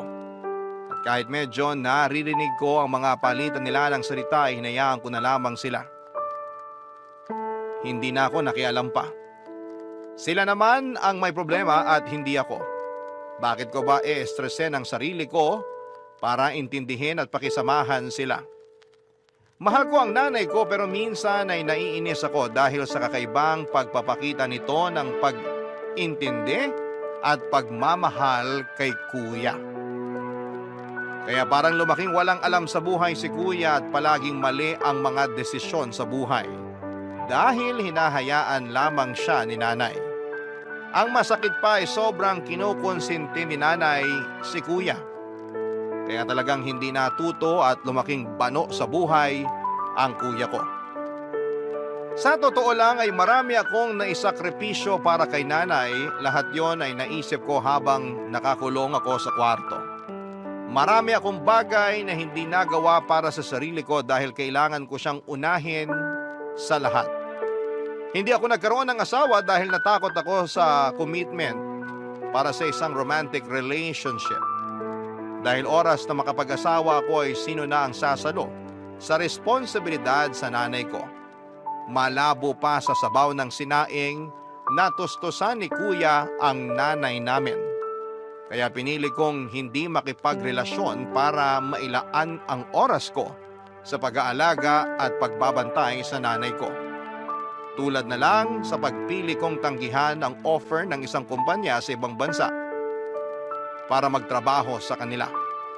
Nabanggit ko yon kay nanay pero hindi ko pinatos kasi ayaw niya raw na malayo sa akin. Marami akong hindi nagagawang trabaho dahil kailangan ko siyang paglaanan ng oras dahil kung hindi ay sasama ang loob niya at hindi ako kikibuin. Natural naman daw yon. Sa mga matatanda, madamdami na sila. Pero paano naman ako, Papa Dudut? Paano na ang nararamdaman ko? Barangay Love Stories. Barangay Love Stories. Noong bata pa lamang kami ni Kuya ay siya na itong laging nakadikit at malambing kay nanay. Lagi nga siyang pinapayagan ni nanay na umabsent sa school kapag ayaw nitong pumasok. Nakonsente talaga ng malala. Napagsabihan na ni tatay si nanay dati sa pangungonsinti nito. Pero deadma lang si nanay. Tuwing uma-absent si kuya sa school ay nalalaman na lang namin ni tatay na nagpupunta sila noon sa mall ni nanay para kumain at bumili ng laruan ni kuya. May pasalubong din naman akong laruan at pagkain kay nanay pagka-uwi nila pero minsan ay naiisip ko, sana sumabay na lamang ako sa pag-absent ni kuya. Baka minsan ay mapaboran din ako ni nanay. Hindi ko pa na-realize ang lahat ng iyon noong bata pa ako. Noong tumanda na ako at mas naging malinaw na ang isipan ko sa lawak ng mundo ay na-realize kong may mali sa sitwasyon namin. Lagi kong sinusubukang kunin ang atensyon at pagmamahal ni nanay, Papa Dudut. Gusto kong tumapat sa klase ng relasyon na meron sila ni kuya. Kaya naman nagpursige ako sa pag-aaral at pagtatrabaho at sa pagiging mabuting anak sa kanya. Naging mabuti naman si nanay sa amin pero kumpara sa kapatid ko ay malayo yung trato niya sa akin. Mas lalo kong gustong kunin ang atensyon at pagmamahal ni nanay lalo nung namatay na si tatay. Nawala na kasi ako noon ng isang taong paborito ako. At sa pagkawala ni tatay, si nanay lang ang naisipan kong lapitan para punuin ang naiwang espasyo ni tatay sa puso ko. Hindi ko yon sinabi kay nanay dahil hindi kami gaanong ka-close na dalawa para mag-share ng saloobin ko. Hindi katulad ni Kuya Gilbert kayang-kaya niyang sabihin lahat ng mga nararamdaman niya kay nanay. Doon ako higit na naiinggit dahil wala akong mapagsabihan ng nararamdaman ko. Pakiramdam ko ay nag-iisa na lamang ako lagi. Hindi ko yon pinaramdam kay nanay. Lagi kong ipinapakita sa kanya na andun lamang ako lagi sa tabi niya at nakasuporta. Papa Dudut.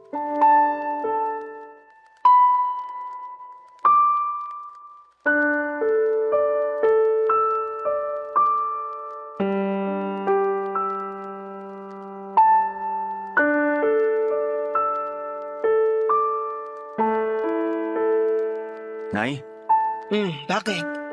mag-usap tayo tungkol kay Kuya. Mamaya na lang pagdating niya. Andun pa siya sa mga kaibigan niya, nagiinuman sila. Ayan nga ang gusto kong pag-usapan, Nay. Tungkol sa mga kaibigan niya. Habang wala siya, mag-usap tayo. Para mas maintindihan niyo rin naman po kung anong punto ko. Nagkaaway na naman ba kayong magkapatid? Lagi naman kaming may hindi pagkakaintindihan. At gusto ko maayos na to. Ano na naman bang nangyari? Kailangan na nating lumipat ng bahay, Nay. Akala ko ba hindi na tayo lilipat? Pumayag ka na, di ba? Tsaka sinabi mo na rin na hindi na bakante yung kondo na pinapaupa sa'yo nun. Maghahanap tayo ng iba. Basta kailangan na nating umalis dito. Huwag mo naman akong binibigla sa ganyan, anak. Ano na naman bang nagtulak sa'yo para magdesisyon ng ganyan? Hindi na maganda na naiimpluwensyahan si Kuya ng mga kaibigan niya. Parehas niyang tambay ang mga yon. Walang ibang pinagkakaabalahan kundi mangbuntis ng mga babae at hindi naman papanagutan. Kailangan nating ilayo si Kuya sa kanila para makapagbagong buhay na siya. Huwag mo naman silang husgahan. Pwede namang magkamali ang mga tao hindi naman bawal yon. Sa lagay ni Kuya at mga kaibigan niya, sagad na ang mga pagkakamali nila. Malapit na mag-50 si Kuya pero hanggang ngayon, hindi pa rin niya alam kung anong gagawin sa buhay niya. Wala pa rin siyang ibang plano maliban sa tumambay kasama ang mga kaibigan niya at mag-inom. Idagdag pa yung pambababae niya. May oras pa para magbago ang kuya mo. Anong oras yan, Nay? Babantayan ko. Alam kong gusto mo lang mapabuti ang kapatid mo pero hindi makakatulong kung pipilitin natin siya. Hindi pa siya handa. Kailan siya magiging handa, Nay? Sige nga. Suportahan na lang natin ang kuya mo. Suportahan siya sa mga kabalbalang ginagawa niya? Ayoko. Mabait naman ang kuya mo. Hindi na usapang bait to, Nay. Para to sa ikakaayos ng buhay niya at para hindi na rin niya tayo pineperwisyo. Hindi naman ako napeperwisyo sa kapatid mo At paano naman ako? Stress na ako madalas sa trabaho. Tapos puputaktahin pa niya ako sa mga kalokohan niya. Ako ang sumasalo nun, Nay. Sana maintindihan niyo ako. Paano naman ang mga alaala natin sa bahay na to? Hindi ka ba nanghihinayang? Tingnan mo yung pintuan natin. Doon namin minamarkahan ng tatay niyo noon ang paglaki niyo. Pati yung kwarto namin ng tatay mo. Hindi ko pinapinturahan ng mga pinintan niyo ron ng mga bata pa kayo para lagi akong may alaala tungkol sa inyo. Picturean na lang natin at ipa-frame. Isabit natin kahit saang parte pa ng bahay na lilipatan natin. Ayoko talagang lumipat, anak. Matanda na ako. Madali na akong mapagod sa kakapalit ng paligid ko. Hayaan mo na ako rito. Hindi ba't gusto mo naman akong maging masaya? Dito ako masaya. Pupunta muna ako sa opisina. Itatapusin lang ako. Anak, pwede mo ba akong ihatid? Saan po ba ang punta nyo? Isasabay ko na kayo sa taxi. Sa probinsya natin pero sa Sabado pa naman. Dumating kasi yung kumari ko na si Lily galing Dubai. Gusto ko sanang makita siya at makakwentuhan. Nay, may trabaho ko sa Sabado. Baka pwedeng umabsent ka muna, minsan lang naman. Marami akong ginagawa sa trabaho tuwing Sabado, Nay. Di ba nga madaling araw na ako madalas nakakauwi dahil marami akong tinatapos sa araw na yon? Ihahatid mo lang naman ako. Pwede kang magbalikan kung gusto mo. Tapos sunduin mo na lang ako ron ng Lunes. Ang imposible po ng pinapagawa nyo. Masasakripisyo ang trabaho ko. Maraming umaasa sa akin sa office. Paano naman ako? Ikaw lang tong inaasahan ko. Hindi na naman ako nakaimik sa sinabi ni Nanay Papa Dudut. Tulad ng dati, hindi ko na naman siya nagawang tanggihan. Pero bakit? Kapag ako ang humihiling sa kanya, ay hindi niya ako mapagbigyan. Ganon na ba talaga ang role ko bilang isang anak? Nag-file ako ng leave sa trabaho para maihatid ko ang nanay ko. Sabado at Lunes, ni-request ko. Hindi ko naman kasi siya magawang pabiyahihin ng mag-isa. Lalo't sinusumpong siya madalas ng kanyang high blood. Bigla na lamang itong mahihilo at madalas ay dumudugo ang ilong. Kailangan niya talaga ng kasama. Sinabi ko na si kuya na lamang ang sumama sa kanya pero may pupuntahan daw ito sa mismong araw ng Sabado. Kaya ako ang inaasahan ni nanay na maghahatid sa kanya papunta sa probinsya. Hinintay ko siya at lumuwas kami pabalik ng Lunes. Hindi na ako mapakali noon dahil alam kong natambakan na ako ng trabaho. Pero kailangan kong unahin si nanay. Habang nasa biyahe pa uwi sa bahay, naalala ko bigla noong bata ako. Hindi ako nakahabol sa audition ko sa isang singing contest dahil inuna ni nanay na dumaan muna sa kaibigan niya para makipagkumustahan. Nakailang pakiusap ako na umalis na kami pero sinitan niya ako at sinabing late na din naman daw magsisimula ang audition. Pero nagkamali siya doon. Nagsimula yon sa tamang oras at hindi na ako nakaabot dahil natawag na ako para sumalang. Hindi pinagbigyan sa audition yung mga tulad kong na-late kasi marami ang mga participants. Napalagpas ko yung pagkakataon na yon dahil mas inuna ni nanay ang ibang tao. Maraming beses pa niyang pakiramdam sa akin na lagi niyang inuuna ang ibang tao kesa sa akin. Hindi sana sasama ng todo ang loob ko kung paminsan-minsan ay pinakikinggan at binibigyan niya ng pabor ang mga kahilingan ko.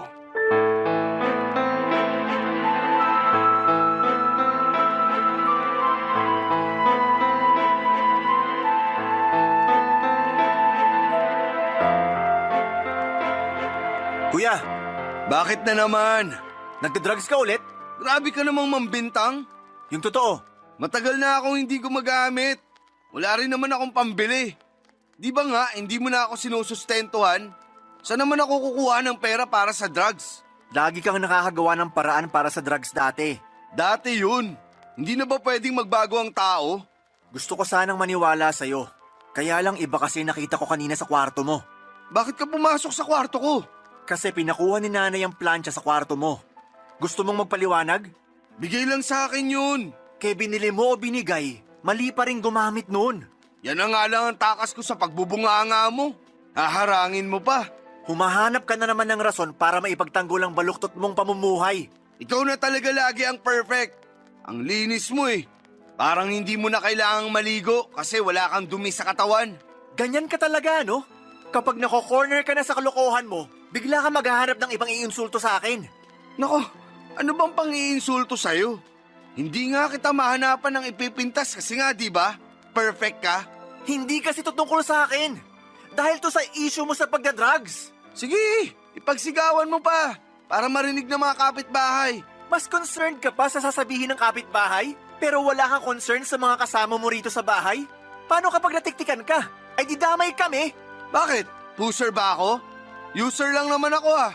Bakit ako titiktikan? Akala mo safe ka porque di ka nagbebenta? Anong pag-iisip yan? Safe ako. Paminsan-minsan lang naman ako gumagamit kapag may nag-aabot. At paano naman kami ni nanay? Naisip mo ba na safe kami kapag nakakagamit ka? Paano kung mawala ka sa sarili mo?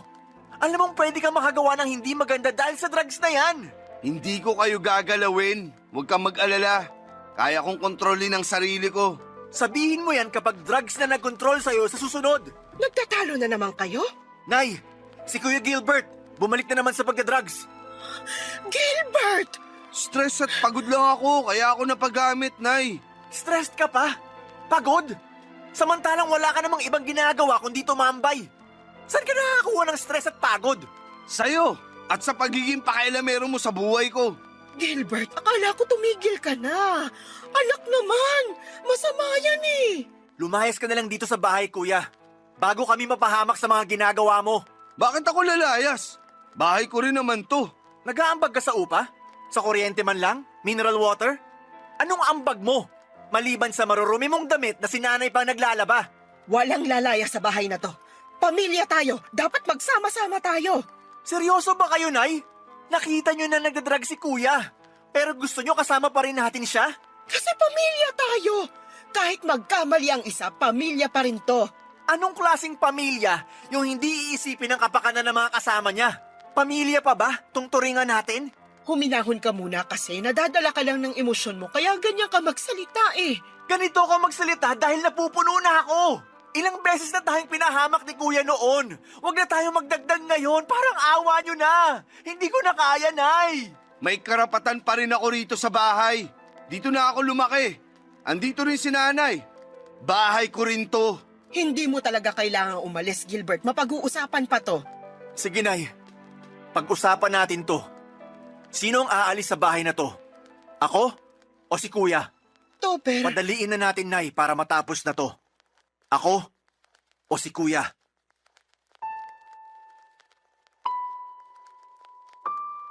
Napatitig sa akin si nanay, sinisiguro niyang seryoso ako bago siya sumagot.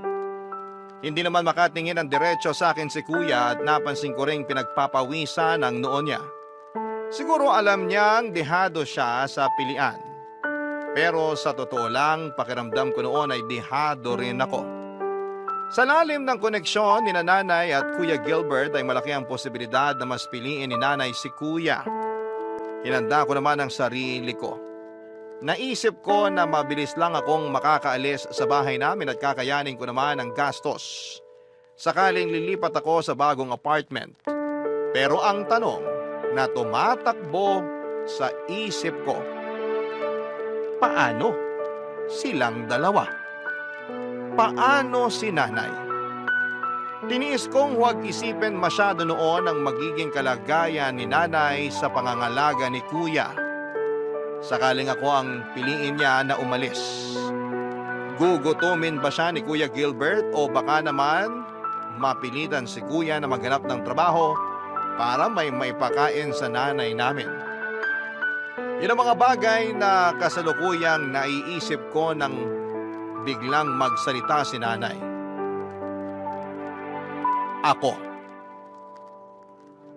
Ako raw ang pinipili niyang manatili sa bahay.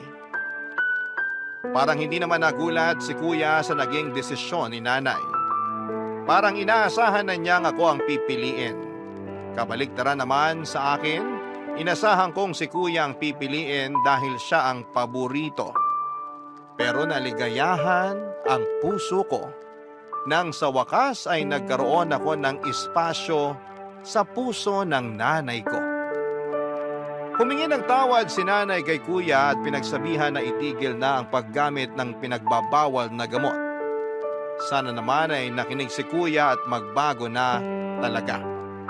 Matapos noon, papadudot ay sinabi ni nanay na handa na siyang lumipat ng bahay kung saan ay mas malapit sa trabaho ko at mas makakatipid.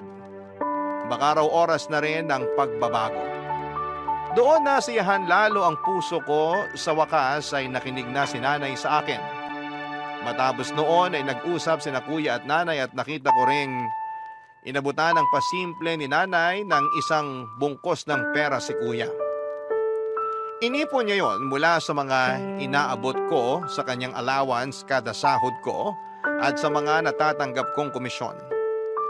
Naging mahirap din sa akin ang desisyong yon, lalo't nasasaktan ako na makitang malungkot si nanay dahil sa paghihiwalay nila ng panganay niya. Pero kesa naman parehas kaming malubog sa bangkang sinasakyan namin, balang araw ay maiintindihan din niya ako. Hanggang dito na lamang po ang liham ko at sana'y nakapagbigay ako ng aral para sa mga pamilyang nakikinig sa Barangay Love Stories. Abangan ko pong ma-upload ang kwento ko sa online sakaling hindi ko matsyempohan ng live. Muli maraming salamat po sa inyo Papa Dudut at pagpalain ng Barangay LS. Muli maraming salamat. Ang inyong kapuso at kabarangay, Topper.